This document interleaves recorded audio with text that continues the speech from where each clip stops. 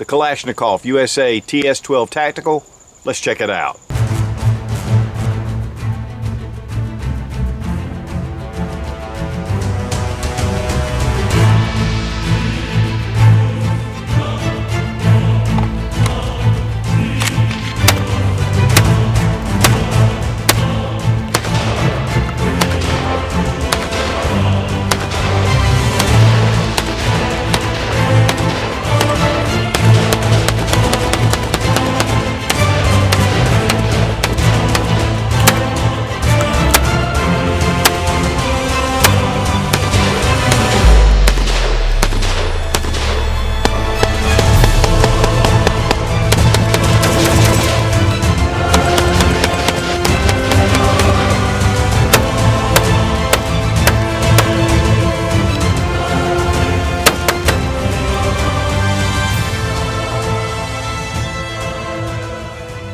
In 2014, when Russia invaded the Ukraine, the U.S. put an embargo on all Russian-made firearms. Kalashnikov USA was formed in 2015. While it's a subsidiary of the Russian weapons company, it is not connected with Kalashnikov in Russia.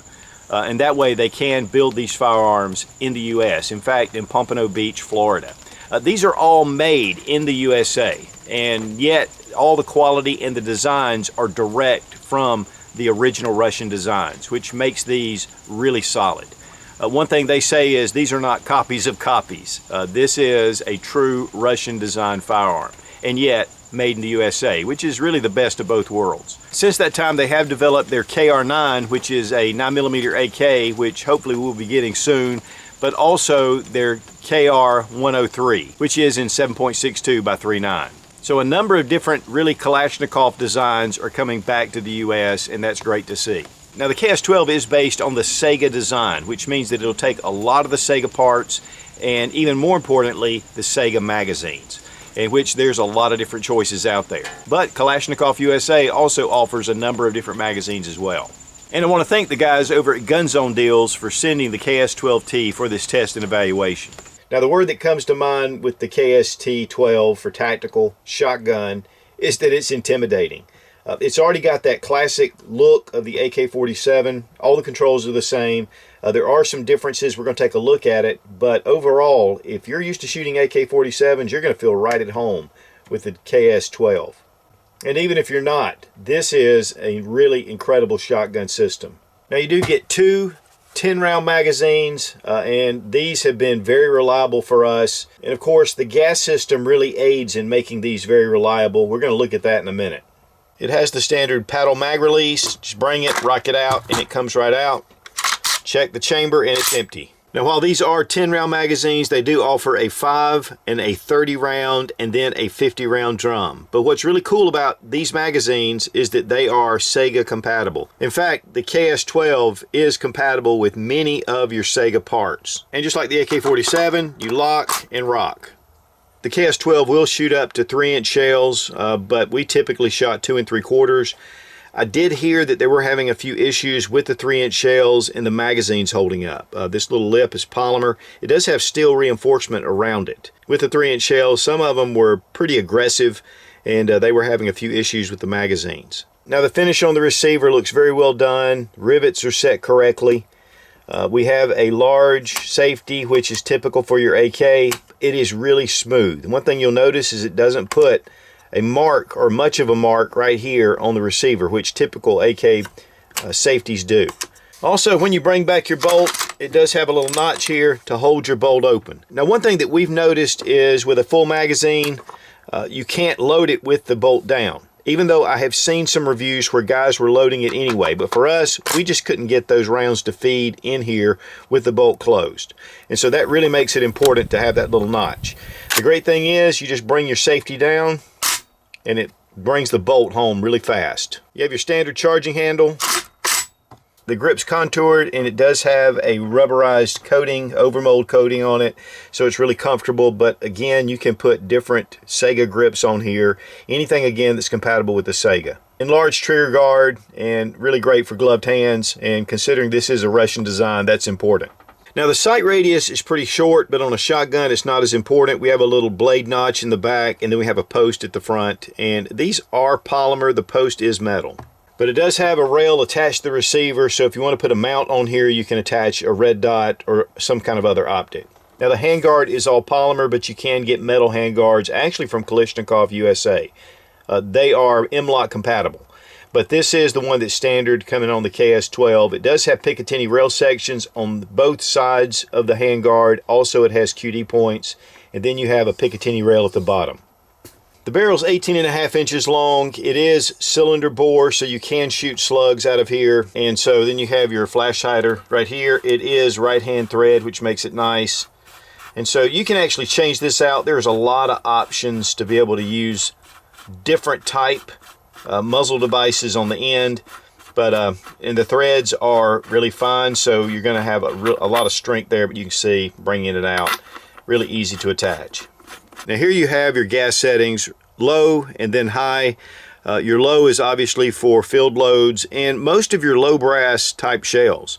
And then you have your high settings for really high velocity shells. There is a small wrench that's included, and there's a detent, and you just push down and it deactivates the detent, and then you just turn it. It's really easy to adjust in the field, but it has a little lanyard hole on here, and I would utilize that. The buttstock is 6 positions. Has a small lever here. You have QD points. You have area for slings. They do come with a number of different types. In fact, they even have a folding stock that'll fold to the left. But very useful, and there are different stock options as well from Kalashnikov or whatever will fit this rail system. It is polymer, and then it has the adapter plate right here. But again, QD points here as well. And it does have a nice rubber butt pad. And guys, if you're shooting full magnum loads, you'll appreciate it. Now I measured the KS-12, it was 39.5 inches overall with the stock collapsed, and it weighs 8 pounds, 10.5 ounces with the magazine. Let's check the trigger action. The gun has been safety checked. Got a little bit of take up right here, and then we hit a little bit of resistance, and then it fires. Reset right there. Trigger pull weight with our Lyman trigger gauge from Brownells.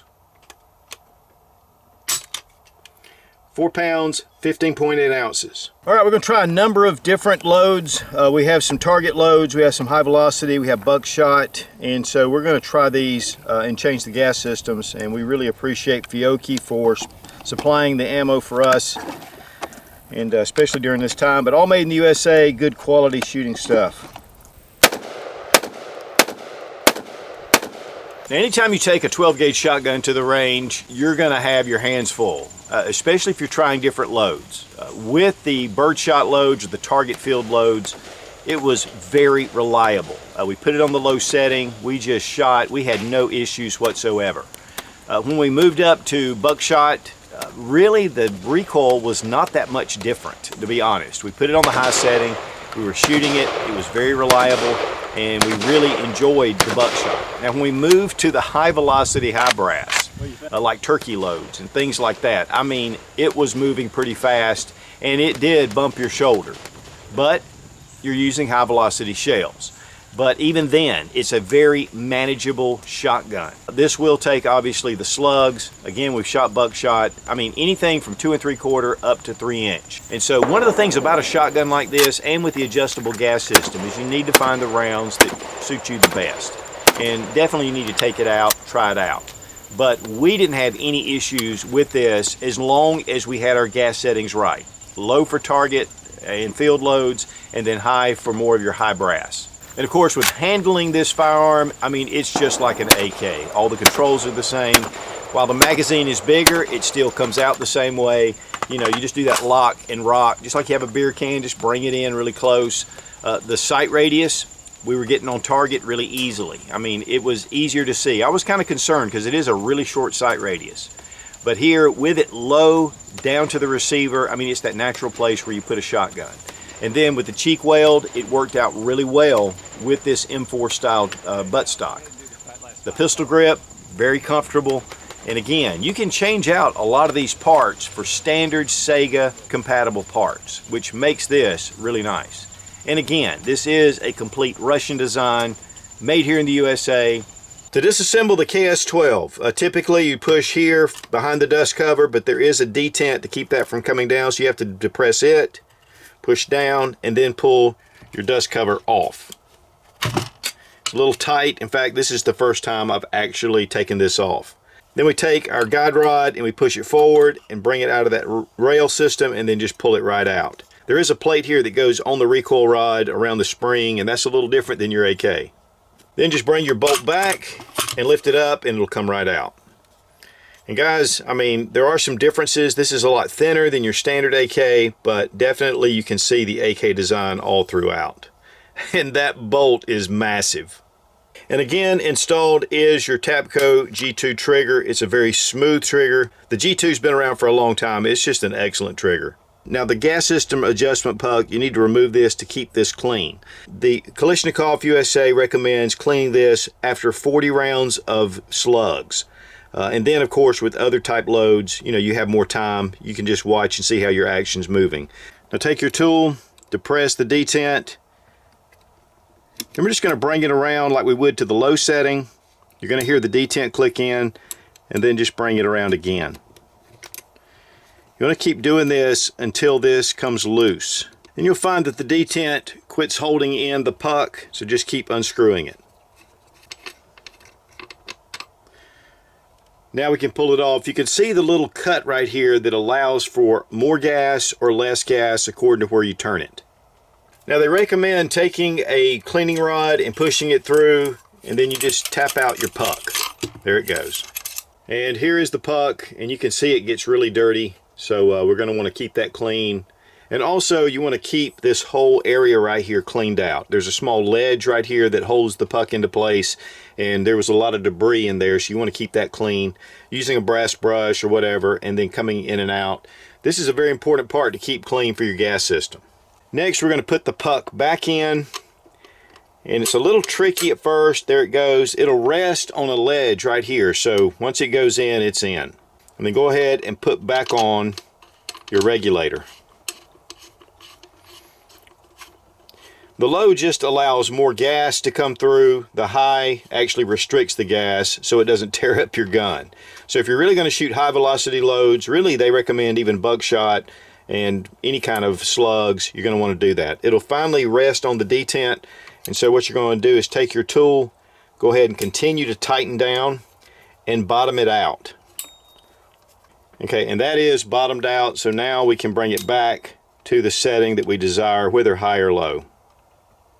Now you'll notice right here you see the H and the L. The H is the high setting, and that's what it's on right now, and it's down next to the detent. And when you want to switch that, just bring the L around to be next to the detent. Now bring your bolt back in, twist it, and it's going to come right into the right spot. Take your piston, put it into the gas tube, take your bolt carrier, push it down, and then it just goes forward. Take our recoil spring and guide rod, go ahead and lock it into this back section right here. Okay, take your dust cover. What I like to do is take and just push a little bit here on the guide rod and fit it right into the receiver, and then bring it down, give it a wrap, and it'll pop the detent back out. I'm going to tell you guys, this is a really solid lockup right here with this dust cover. I mean, it is solid. This whole shotgun really is very solid, solidly built. Let's go ahead and test for function, and we're good to go. Now guys, there are a lot of really good quality shotguns and firearms coming out of Turkey. And they're really holding up well. I mean, I really like them. But when I got a hold of the KS-12t, the fit and finish, just the solid. I mean, everything is solid. Everything is tight. There's no magazine wobble. The dust cover's really tight, really smooth safety. The finish on it's really nice. And to be honest with you, this is a step above. Now the price on the KS-12t on the GunZoneDeals website is $899. And we really appreciate those guys for sending this for this review. So guys, while there's an embargo on the Russian-made firearms, the Kalashnikov USA TS-12 is made in the same design as the traditional Kalashnikovs. Also, very compatible with all your Sega parts, and so that makes it really great. But the best part is it's made right here in the USA. And for $899, not a bad price. And again, I want to thank Nate over at GunZoneDeals, formerly GunPro Deals, for sending the KS-12t for this test and evaluation. Be strong, be of good courage. God bless America, long live the Republic.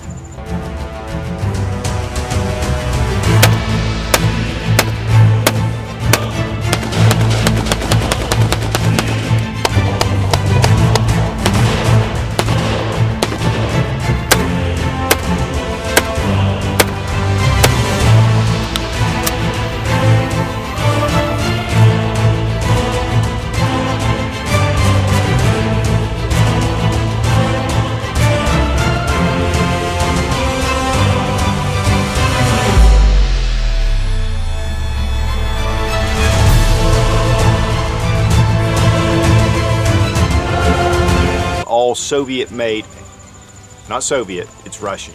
Soviet's old school. Be strong, be of good courage. God bless them. Be strong. You what? A wife beater, doesn't that make you a man too?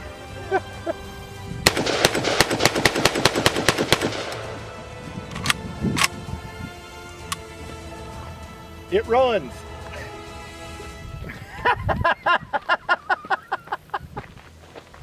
You suck. He's It's just easier.